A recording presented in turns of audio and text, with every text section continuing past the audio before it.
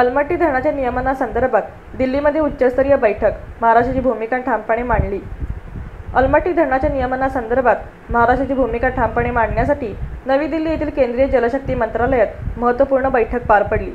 या बैठकीस केंद्रीय जलशक्ती मंत्री नामदार CR पाटील प्रमुख उपस्थित होते, तर अध्यक्षस्थानी महाराष्ट्र राज्याचे जलसंपदा मंत्री नामदार राधाकृष्ण विखे पाटील होते.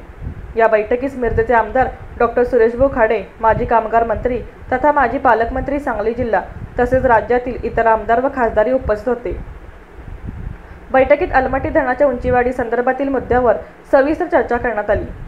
बैठकीत केंद्रीय जलशक्ती विभागाच्या सचिव मुखर्जी मॅडम यांनी स्पष्ट केले की सध्या अलमट्टी धरणाच्या उंची वाढवण्यावर माननीय सर्वोच्च न्यायालयाकडून स्थगिती आहे, त्यामुळे कोणतेही काम याविषयी करता येणार नाही.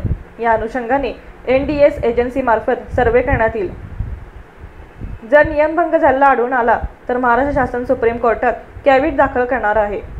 बैठकीनंतर आमदार डॉ. सुरेशभाऊ खाडे यांनी माहिती दिली की या चर्चेदरम्यान केंद्रीय मंत्री CR पाटील यांनी सकारात्मक प्रतिसाद दिला असून योग्य तो तोडगा काढण्याचे आश्वासन दिले आहे.